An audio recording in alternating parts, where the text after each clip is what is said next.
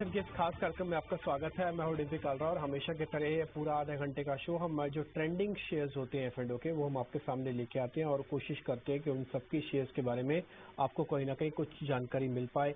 आप उन्हीं सब में अगर सिलेक्टिव ट्रेड करते हैं तो आपको अच्छा बेनिफिट हो पाएगा। बाजार में इस समय सिलेक्शन का मूड चल रहा है, यानी कि अगर आप बहुत ही सिलेक्टिव होकर ट्रेड कर रहे हैं, इंडेक्स को लेकर अच्छे रेंज में ट्रेड करना जानते हैं तो फिर अच्छा पैसा बनेगा, नहीं तो फिर थोड़ा मुश्किल भी हो रहा है क्योंकि बाजार में एक तरफा गिरावट उसका फिर बढ़त दोनों ही आप फेजेस देख पाते हैं। खैर आगे बढ़ते 5 बड़ी बातों से कार्यक्रम की शुरुआत कर रहे हैं। आज के हमारे मेहमान अजीत मिश्रा होंगे जिनसे हम बातचीत करेंगे, समझेंगे कि आज जब वीकली एक्सपायरी होने जा रही है तो बाजार का रुख क्या रहेगा। सुबह से मुख्य मेहमान अजीत जी जिससे जरा समझना शुरू करते हैं कि क्या करना चाहिए। अजीत सर बहुत शुक्रिया, थैंक यू वेरी मच समय देने के लिए। पहले आप निफ्टी से शुरू कीजिए, फिर सर बैंक निफ्टी का बताइएगा। शुक्रिया डिम्पी। तो डिम्पी देखिए, जिस तरीके से आप अभी शेयर कर रहे थे दोस्तों के साथ कि एक रेंज एक दायरा जो हम 2-3 दिनों से देख रहे हैं इंडेक्स में, वही मुझे लगता है कंटिन्यू रहेगा आज वीकली एक्सपायरी वाले दिन भी। और जिस तरीके से आपने इनिशियल एक अपटिक देखा उसके बाद आप देख रहे हैं कि ग्रेजुअली निफ्टी थोड़ा सा ड्रिफ्ट कर रहा है। मेरे 17,600-650 का जोन है वो सपोर्ट ब्रेक करता रहेगा। तो अगर इंट्राडे की बात करें तो 650 के पास अगर आपको मिलता है बाइंग की अपॉर्चुनिटी तो वो आप देख सकते हैं 17,600 के स्टॉप लॉस के साथ 17,720 से लेकर 720 तक के टारगेट्स के लिए। बट ब्रॉडली अगर बात करें तो अभी दायरा कंटिन्यू होते हुए दिख रहा है और इसका रीजन यही सिंपल कि बैंकिंग काफी कोशिश कर रहा है, बैंकिंग अपने सारे मेजर एवरेजेस के ऊपर ट्रेड कर रहा है। अभी भी यहाँ पे रोटेशनल बेसिस पे बाइंग कर रही है when it comes to private banking majors. But Reliance जो कि एकदम उसके अपोजिट जाके फिर आप देख रहे हैं कि वहाँ पे बहुत ज्यादा प्रेशर है आईटीसी में, आईसीआईसीआई बैंक में। तो ये मिक्स फैक्टर्स तो यही इंडिकेट करे डिम्पी की थोड़ा सा रेंज में ही रहेगा। बट कंपैरेटिवली जैसे आपने बताया तो बैंकिंग ज्यादा स्ट्रॉन्ग स्ट्रक्चर है, 41,700 के ऊपर 42,000 तक के लेवल भी पॉसिबल है। तो अगर पोजिशनली आप ट्रेड कर रहे हैं तो बैंकिंग को प्रेफरेंस दीजिए ऑन डिप्स। 41,200-250 के पास मिलता है तो आपको एक अच्छी बाइंग अपॉर्चुनिटी होगी। ठीक है, मैं सर एक काम करता हूँ आपसे, मैं थोड़ा अपने आप को भी और क्लियर करता हूँ दर्शकों के लिए भी। आप मेरे को सिर्फ लेवल्स बताइएगा, निफ्टी का स्टॉप लॉस और निफ्टी का टारगेट, और ये भी बता दीजिएगा बाय सेल होल्ड, ताकि मैं एक प्लेट बना के दर्शकों के सामने रख पाए। तो पहले जरा निफ्टी से शुरू कीजिए सर, स्टॉप लॉस, टारगेट और एक बाय। अच्छा, जो हमने बनाया एक बार आप इसको चेक कर लेना, 17,650 का स्टॉप, 17,720 का टारगेट और बाय करें, यही आप कहना चाहते हैं सर? इसमें कुछ छेड़खानी करनी है, बदलना है कुछ? इसमें थोड़ा सा चेंज करना है निफ्टी की 650 के पास आपको बाय करना है। स्पॉट में करीब अभी भी हम 680 पे ट्रेड कर रहे हैं तो आपको करीब 30 पॉइंट नीचे पे बाय करना है। 600 का स्टॉप लॉस रखना है, 720 का टारगेट। ठीक है, 600 का हम स्टॉप लॉस कर देते हैं सर, आपके सामने आ जाएगा। ये 600 का आप स्टॉप लॉस कीजिए, जहाँ अजीत मिश्रा जी की रिकमेंडेशन लिखी है, राय लिखी है, वहाँ पे आप डाल देना कि 17,650 पे खरीदना है। सर हमने कर दिया आपके लिए स्टॉप लॉस ठीक 720। अब मौका देख के अजीत मिश्रा की जहाँ पे रिकमेंडेशन लिखी हुई है वहाँ पे हम ये भी लिख देंगे कि यहाँ पे आप चाहें तो 17,650 के आसपास खरीदें, यानी कि बाइंग ऑन डिप्स हो गया। एक ठप्पा भी लगाइए इस पे बाइंग ऑन डिप्स का। बिल्कुल क्लियर थॉट होना चाहिए, पता होना चाहिए करना क्या है, गलत होना ठीक होना मार्केट का हिस्सा है, लेकिन ये तो पता हो कि हमको करना क्या है। आते हैं बैंक निफ्टी पे सर, अब जरा उसके लेवल बताइए, स्टॉप लॉस भी और उसका टारगेट भी सर। बिल्कुल डिम्पी, तो जैसे आपने बताया कि ये आपको पोजिशनली ज्यादा स्ट्रेंथ है बैंकिंग इंडेक्स में, इसमें कोई दो राय नहीं है। तो मेरे हिसाब से इंट्राडे में, क्योंकि आज बैंकिंग में थोड़ा बहुत हायर लेवल्स पे प्रॉफिट टेकिंग देख रहे हैं आप 41,700 पे, तो 41,300 पे जो डिप करीब यहाँ से 150-200 पॉइंट नीचे, वहां पे आपको बाइंग करना है। 41,100 वो आपका स्टॉप लॉस रहेगा। 41,700 से लेकर 42,000 ये आपके टारगेट्स रहेंगे।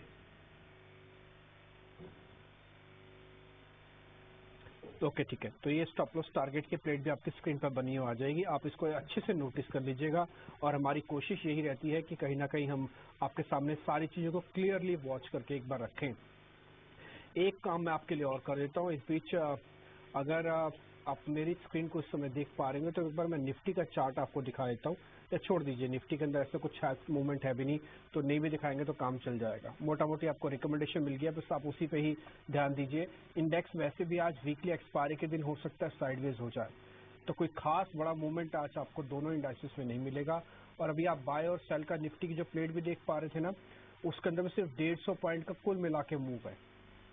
ये बैंक निफ्टी आपके पास आ गया, 41,100 का स्टॉप, 41,700 का टारगेट है, ये आपके लिए है। आते हैं अब जरा थोड़ा आगे बढ़ते हैं और अब आते हैं स्टॉक्स की तरफ। तो पहले ताज़ा खरीदारी वाले शेयर्स आपकी स्क्रीन पर आएंगे।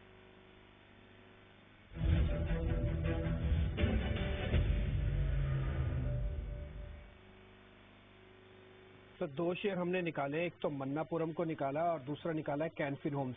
मन्नापुरम आज सुबह सुबह ही ट्रैक हो गया था सर हमारी शीट से, क्योंकि इसमें वॉल्यूम और प्राइस एक्शन आज थोड़ा एक्स्ट्रा ऑर्डिनरी था सुबह से ही।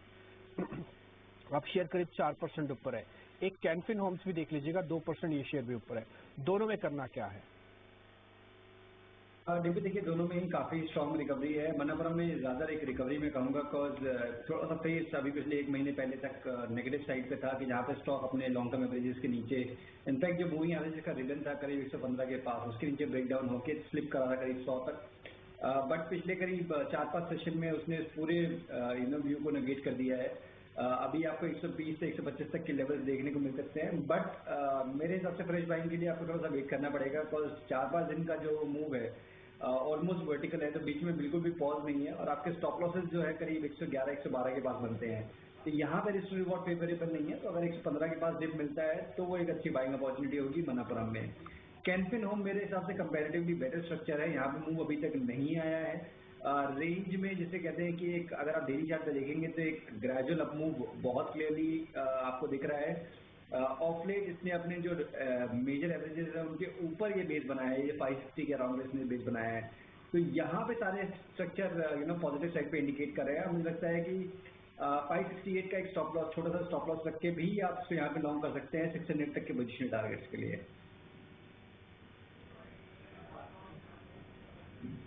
ओके ठीक है, तो आपको ये लगता है कि थोड़ा मन्नापुरम में ट्रेड अगर लेना है तो थोड़ा डिप में ले, 115 के आसपास आपके लिए ज़्यादा ठीक रहेगा। 111-112 का स्टॉप है, 120-125 का टारगेट है, तो ये आपके लिए मन्नापुरम का हो गया। इसके अलावा कैन फिन होम्स की भी टारगेट और स्टॉप लॉस की प्लेट।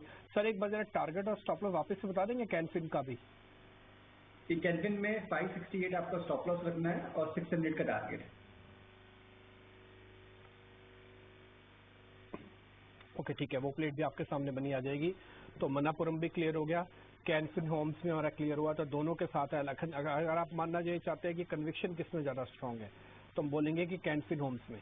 आप गेस्ट को जब सुन रहे होते हैं ना तो आपको बहुत अच्छे से सारी चीज़ें बता भी रहा होता है, वो हिंट भी कर रहा होता है कि उसकी अप्रोच कहाँ तक है, वो कहाँ पे किस शेयर पे कितना देख रहा है। तो इस चीज़ पे थोड़ा गौर फरमाइएगा।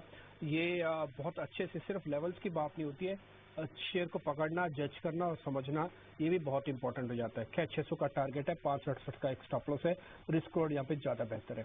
सर शॉर्ट कवरिंग के दो शेयर हमने लिए हैं, एक तो मेटल्स में से लिया ऑफकोर्स क्योंकि आज मेटल के अंदर शॉर्ट कवरिंग है, टाटा स्टील उसमें से लिया, और दूसरा शेयर है सर डेल्टा कॉप। इसमें एक ब्लॉक भी लगा है सर डेल्टा कॉप में। एक बार जरा आप इन शेयर्स को जरा चेक कर लीजिए, दोनों को, डेल्टा कॉप को भी और टाटा स्टील को भी। तो डिम्पी देखिए टाटा स्टील तो मुझे लगता है कि ये रेंज में रहने वाला है अभी शॉर्ट टर्म में, तो रिकवरी जरूर है। 102 आपके हिसाब से मतलब एक ये लोअर बैंड रहेगा इसमें, और वहीं पे 110 से 12 का अपर बैंड, तो इसी रेंज में ये कंसोलिडेट करना चाहिए at least in the near future. और रिस्क रिवॉर्ड फ्रेश बाइंग के लिए यहाँ पे फेवरेबल नहीं है। सेम विद डेल्टा कॉर्प, यहाँ पे भी देखिए एक अच्छी रिकवरी देखने को मिली है, 180 से लेकर स्टॉक 200 तक आ चुका है। बट आपके जो मेजर एवरेजेस हैं 205 से लेकर 210 के बीच में काफी ज्यादा रेजिस्टेंस है। तो यहाँ पे आपको कंडीशनल बाय की वेट करना है, मतलब 210 के ऊपर आप क्लोज करते हैं तब आप काफी लंबे टाइम बाद, मतलब ऑलमोस्ट 3-4 महीने के नेगेटिव टोन के बाद आप एक रिवर्सल के इंडिकेशन देखेंगे। तो अभी फॉर टाइम बिंग मेरे हिसाब से दोनों को ही आपको अवॉइड करना चाहिए। डिप में टाटा स्टील आप डेफिनेटली कंसीडर कर सकते हैं, but not the current level. ठीक है, मैं ना डेल्टा कॉप का एक चार्ट आपके सामने शेयर करना चाहता हूँ। हालांकि हमने दोनों को अवॉइड की कैटेगरी में डाल दिया, आप दोनों पे ठप्पा लगाना चाहें तो लगा सकते हैं, टाटा स्टील पे भी डेल्टा कॉप पे भी, क्योंकि एक तो शॉर्ट कवरिंग का है, उसके अंदर 2-3 दिन चाहिए होते हैं कवर अप होने के लिए, पता लगने के लिए कि अभी शॉर्ट कवरिंग कंटिन्यू होगी कि ये 1 डे इफेक्ट है। दूसरा डेल्टा कॉप भी बिल्कुल रेंज के अंदर चल रहा है। अगर आप देखेंगे डेल्टा कॉप के अंदर तो एक मूव आज से करीब जून के महीने में आया था। ये मैं चार्ट थोड़ा सा और ड्रैग ऊपर आप करेंगे तो आपको क्लियर हो जाएगा। ये जून के महीने का एक सपोर्ट है और उसके बाद ये मल्टीपल सपोर्ट एरिया को फिर से बना रहा है। आप नीचे देख पा रहे हैं, मल्टीपल सपोर्ट एरिया को फिर से बना रहा है, डेली बेसिस पर चार्ट है। अभी इसके अंदर ऐसा कोई कन्विक्शन नहीं आया कि जिससे ये लगे कि ये बहुत बड़े ब्रेकआउट की तैयारी कर रहा है। मैं आपके लिए ड्रॉ भी कर देता हूँ सामने सामने ही। आप देखेंगे ये एक बेस है जो कि बेस तो हो गया फॉर्म, इसमें तो कुछ सेकंड थॉट ही नहीं है, लेकिन क्या ये ब्रेकआउट हो जाएगा? इसके लिए इसको पूरी रेंज को पार करना पड़ेगा जो मैं आपके लिए मार्क कर रहा हूँ। आप यहाँ पे देख पा रहे हो, ये पूरी रेंज को इसको पार करना पड़ेगा और कम से कम सारे शॉर्ट्स को कवर कराना पड़ेगा। बेस फॉर्मेशन अच्छा है बट ट्रेड अभी बनता नहीं है, इसलिए आप चाहे तो इसको एक बार अवॉइड भी कर सकते हैं। ये शेयर हमने डेल्टा कॉप का आपकी स्क्रीन पे रखा। खैर आगे बढ़ते हैं, अब आ जाते हैं जरा मंदी वाले सौदे पर। आज के फ्रेश शॉर्ट्स आपकी स्क्रीन पर आएंगे।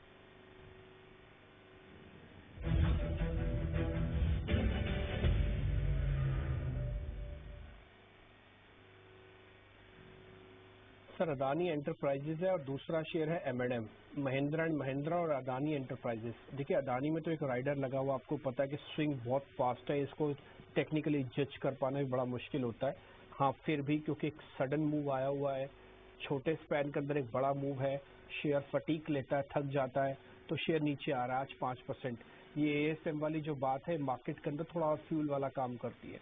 हालांकि ऐसे नहीं थे कि इनके मार्जिन्स कम थे।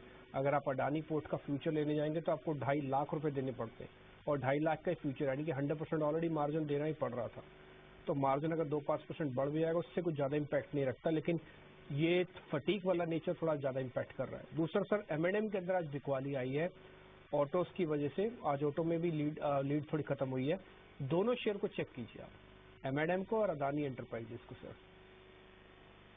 तो देखिए हम जितना भी समझाएं, एक फैंसी एक जरूर रहती है कि जो स्टॉक बहुत ज़्यादा मूवमेंट करते हैं, बहुत ज़्यादा वॉलेटाइल रहते हैं, तो कहीं ना कहीं एक फैंसी जरूर रहती है। तो मेरी रिकमेंडेशन ये होगी कि अगर आपके पास ऑलरेडी है तो आपको देखना है कि 1840 के नीचे दोबारा से यहाँ पे आप प्रेशर बढ़ते हुए देखेंगे। अभी कहना मुश्किल है कि ये उन लेवल्स को ये ब्रेक करेगा नहीं करेगा, कंसिडरिंग जिस तरीके के मूव्स में हो रहे हैं। तो आपको एज अ ट्रेडर 1840 को ध्यान रखना है। ये व्यू नेगेट हो जाएगा जब भी आप इसको देखेंगे 2140 से 2150 के ऊपर दोबारा से निकलते हुए, फिर आप मतलब मान के चल सकते हैं कि 2400 तक के लेवल्स भी शायद आपको रीटेस्ट करते हुए मिले। तो एज अ ट्रेडर अगर आपके पास कोई एग्जिस्टिंग पोजीशन है तभी आप इसको देखिए, otherwise you can avoid. M&M ने डिम्पिन जैसे शेयर किया, डेफिनेटली यहाँ पे प्रेशर है which is very unlikely, because काफी ज्यादा स्ट्रेंथ है स्टॉक में ओवरऑल। अगर आप बात करें तो जस्ट प्रॉफिट टेकिंग का पेस है मेरे हिसाब से। जो अभी हाल फिलहाल में देखेंगे 4-5 दिनों से एक छोटी सी रेंज में इस हाई ट्रेड कर रहा था, आज की कैंडल थोड़ी सी ज्यादा डिसाइसिव लग रही है ऑन द नेगेटिव साइड। तो ये क्या इंडिकेट कर रहा है कि शायद नियर टर्म में आपको प्रेशर थोड़ा सा बढ़ता हुआ मिले। आपको उस वक्त करीब 1230 से लेकर 1210 का जोन ये दिखा दे, तो वहां पे आप बाय के लिए देख सकते हैं। अगर एग्जिस्टिंग कोई पोजीशन है यहाँ पे आपको निकल जाना चाहिए। शॉर्टिंग भी आप देख सकते हैं, बट ज्यादा बड़े स्टॉप लॉसेस ना मेंटेन करें। करीब 1280 का एक स्टॉप होना चाहिए, स्टॉक करीब 1260 पे है और 1220 के पास आपको प्रॉफिट बुक कर लेना चाहिए। तो M&M में डेफिनेटली आप कंसिडर कर सकते हैं, अदानी को भी अवॉइड करें। ठीक है, अडानी को तो हम थोड़ा अवॉइड करने के लिए रिकमेंडेशन में डाल रहे हैं, लेकिन M&M पे अगर आप सौदा लेना चाहते हैं 1280 का स्टॉप लगाया, 1220 का एक टारगेट रखें और शॉर्ट द M&M जी। लेकिन उनको ही शॉर्ट करना चाहिए जिनको शॉर्ट करना आता है, शॉर्ट करने की काबिलियत रखते हैं या फिर अपनी पोजीशन को हेज करना चाह रहे हैं, ये उनके लिए है। नहीं तो इसका रिवर्स ऑर्डर भी है। अगर आप जो टारगेट जहाँ पे लिखा हुआ है ना, ये आपका बाय प्राइस हो जाएगा। आप 1220 से फिर बाय भी कर सकते हैं। जहाँ पे स्टॉप लॉस लिखा है इसका एक टारगेट हो जाएगा। फिलहाल इसमें हम कोई छिड़खाने नहीं कर रहे क्योंकि ट्रेंड इज पर फ्रेंड, तो अभी तो सेल के साथ ही चले क्योंकि अभी ये बिकवाली की रिकमेंडेशन दे रहे हैं और आपको 1220 तक का टारगेट रखना है, 1280 का स्टॉप लॉस है। अदानी एंटरप्राइजेस का एक बार मैं आपको चार्ट जरूर दिखाना चाहूंगा, उसके अंदर 2 इंपॉर्टेंट पॉइंट्स थे जो मेरे को बताने थे। खैर कोई बात नहीं, अब इसको छोड़ देते हैं। एक बार M&M पे ही आप जरा फोकस कर लें, ज्यादा शेयर से अभी ना जाए। आगे बढ़ते हैं, आते हैं जरा अनवाइंडिंग के 2 शेयर्स पे, डिक्सन टेक्नोलॉजी और अंबुजा। इन दोनों पे एक बार आपकी रिकमेंडेशन चाहिए जी सर, डिक्सन टेक्नोलॉजी और अंबुजा। देखिए डिक्सन टेक्नोलॉजी तो हम सबको पता है किस तरीके का कार्नेज रहा है स्टॉक में। 4700 से आप 2600 तक आए थे। ऑफ लेट थोड़ा सा रिकवरी, थोड़ा रिबाउंड दिखने को मिला था, बट दोबारा से वो मूव फिजल आउट हो रहा है। आज स्टॉक दोबारा से अपने शॉर्ट टर्म मूविंग एवरेजेस के नीचे स्लिप कर रहा है, तो ये अच्छे साइन नहीं है। तो इट मीन्स दोबारा से इसमें आप एंटिसिपेट कर सकते हैं कि एक बार 2700 तक के लेवल्स देखने को मिल जाए। तो डेफिनेटली यहाँ पे आप शॉर्टिंग की रिकमेंडेशन होगी। इंट्राडे में कोई भी बाउंस मिलता है 2880 के पास, वहाँ पे आप शॉर्ट करिए, 2910 का स्टॉप लॉस मेंटेन करिए और 2720 से लेकर 2700 तक के टारगेट्स के लिए आप इसको मेंटेन कर सकते हैं पोजीशन को। अंबुजा सीमेंट में मेरे हिसाब से एक नॉर्मल पॉज है। जैसे मैंने बताया है कि इस ग्रुप ऑफ स्टॉक्स में काफ़ी ज़्यादा वॉलेटिलिटी है, तो यहाँ पे टोन नेगेटिव होगा जब दोबारा से ये स्टॉक 373 के नीचे जाएगा तब। उससे पहले इसको आपको शॉर्टिंग के लिए अवॉइड करना है, तो प्रेफरेंस देनी है अगर आपको शॉर्टिंग के लिए, तो Dixon is a better candidate.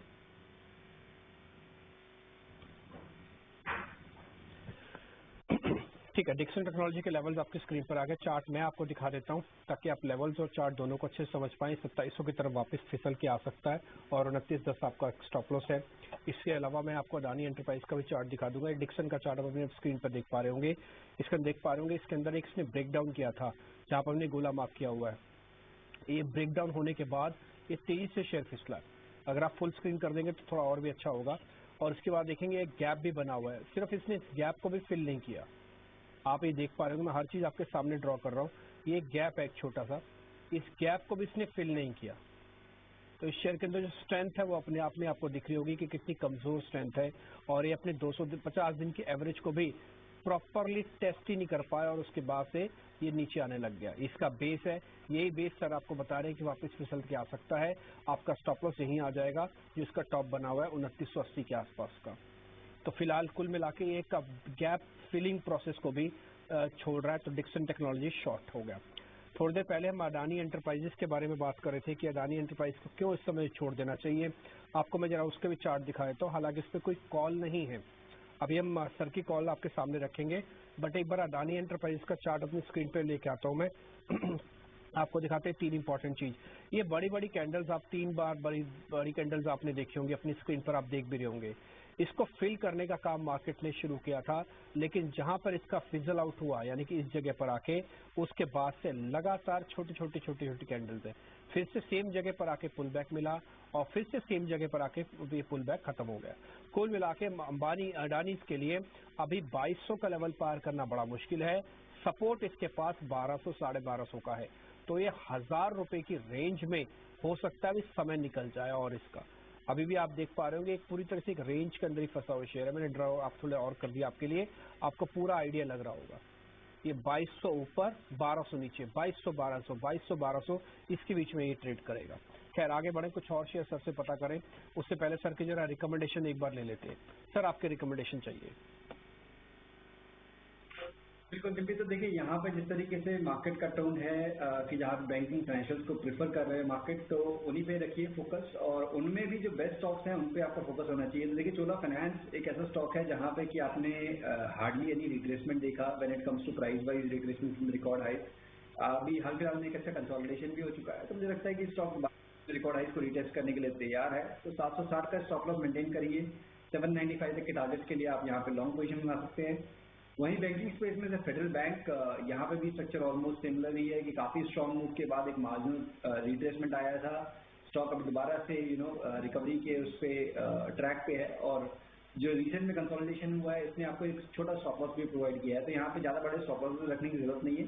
133 का एक स्टॉक मेंटेन करिए, 142 तक के टारगेट्स के लिए फेडरल बैंक को भी आप लॉन्ग कर सकते हैं।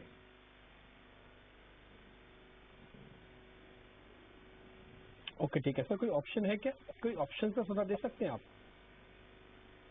देखिए यहाँ पे ऑप्शन में मैं वही सजेस्ट करूंगा कि इंडेक्स में ही आपको ऑप्शन के बारे में सोचना चाहिए। जैसे कि आप 17600 के पास आ जाते हैं, तो 16 मार्च वाली जो आपकी 17800 वाली है, अगर आप जस्ट एक ट्रेडिंग पॉइंट भी सोच रहे हैं कि 1 या 2 दिन के अंदर दोबारा से मार्केट में एक रिकवरी की पॉसिबिलिटी, तो वो करीब 50 रुपए पे ट्रेड कर रही है 17800 वाली 16 मार्च वाली। तो वो आप देख सकते हैं 17650 के पास ऑलमोस्ट हम एरिया के नजदीक आ गए हैं। उसमें आप 20 रुपए का एक स्टॉप लॉस मेंटेन करेंगे और 110 120 तक के पोजीशन टारगेट्स के लिए। निफ्टी ले आओ, निफ्टी का फायर कर दो। मिला के निफ्टी हम वापस से दिखा देते हैं और आपको उसकी स्ट्राइक की सीधे निकट कॉल ले लेनी है। देखिए अभी लेकिन आपको कंडीशन वही है कि 650 के आसपास निफ्टी वाली प्लेट एक बार वापस से लेके आइए, जहां पर आपको लिखा होगा 17600 का स्टॉप और 720 तक का टारगेट है। अब आप कोशिश इसके अंदर ये कीजिएगा at the money he call पकड़नी हो अगर रखनी हो किसी को। अच्छा दूसरी आज की मत रखना 9 तारीख वाली, ये आप रखनी हो तो आप चाहे तो 16 तारीख की रख लेना, थोड़ा आपको समय मिल जाएगा। अजीत सर ठीक है ना, 9 तारीख वाली तो ना रखें क्योंकि अगर आज चर्निंग होगी ना तो प्रीमियम दोनों के गल रहे हैं। ये कॉल्स वालों के भी गल रहे हैं, पुट वालों के भी गल रहे हैं? बिल्कुल डिप्टी, इसी के लिए हमने 16 मार्च वाली जो रिकमेंडेशन हमने बोली है, और 17,800 वाली वो स्क्रीन पे मेरे करीब 51 है, और 700 वाली अगर आप देखते हैं तो करीब 91 के अराउंड पे ट्रेड कर रही है। ठीक है, तो आप एट द मनी वाली कोई भी कॉल आपका जहाँ पे चॉइस लगता हो, क्योंकि बीच में मुझे ट्रेड कर रहे हैं 600 से लेके 800 के दायरे के बीच में, तो आप कोई भी स्ट्राइक लें 600, 650, 700, 750, 800, हर 50 पॉइंट के गैप पे आपको मिल जाएगा। आप चाहें तो कॉल भी ले सकते हैं, बट कंडीशन आपको यहाँ से जज करनी पड़ेगी। 17,600 टूटते ही आपको उस कॉल से भी बाहर आ जाना होगा। आप कोशिश करना 650 के इर्द गिर्द खरीदना, और 720 जैसी आ जाए तो उस कॉल से भी बाहर निकलना। बट एक बहुत ही इंटेलिजेंटली काम करना होगा, नहीं कर सकते हो सीधा फ्यूचर्स लेके बैठ जाइए, कोई खास बड़ी दिक्कत है नहीं इसमें। आगे बढ़ते हैं सर। आपने अपने शेयर्स बता दी, मेरे पास ना एक थोड़ा सा समय और बचा है, तो मैं एक एक्सिस बैंक पे और इंडियन होटल्स पे एक बार आपका व्यू पॉइंट ले लेता हूँ। ये हमारे तेजी वाली 2 शेयर की कैटेगरी है, एक्सिस बैंक और इंडियन होटल्स। सर इन दोनों का डाटा चेक करके जरा बता दीजिए। तो डिम्पली देखिए, डिस्क्लोजर ये दोनों ही स्टॉक हमने अपने क्लाइंट्स को आज ही रिकमेंड किए हैं, और जैसे हम बात कर रहे थे कि बैंकिंग में तेजी है, बट बैंकिंग में सारे स्टॉक पार्टिसिपेट नहीं कर रहे हैं। मेरे हिसाब से एक्सिस बैंक काफी अच्छा एक रिवर्सल के लिए तैयारी कर रहा है। तो जो हमने इसमें रिकमेंड किया है अपने क्लाइंट्स को, करीब 856 का स्टॉप लॉस, 896 तक के टारगेट एक्सिस बैंक में लॉन्ग करने की रिकमेंडेशन दी है। वहीं इंडियन होटल्स में हमने करीब 322 से 26 के बीच का रेंज दिया था, और करीब 315 का स्टॉप लॉस था, 342 तक के टारगेट। दोनों ही स्टॉक पॉजिटिव साइड पे लग रहे हैं, दोनों के स्ट्रक्चर काफी स्ट्रांग है। डेफिनेटली यहाँ पे आप लॉन्ग में इनिशिएट कर सकते हैं as per the given levels. ठीक है सर, बहुत बहुत शुक्रिया sir, thank you very much. आज आपने समय दिया, हमने थोड़ा आपसे ज़्यादा ही स्टॉक्स पता कर लिए, लेकिन उम्मीद करते हैं कल जब हम आपका रिपोर्ट कार्ड लेके आएंगे तो उसमें काफ़ी अच्छे शेयर्स का रिटर्न आपको दिखेगा भी। अजीत सर बहुत बहुत शुक्रिया, थैंक यू वेरी मच आज राय देने के लिए। फिलहाल इस कार्यक्रम से विदा, नमस्कार।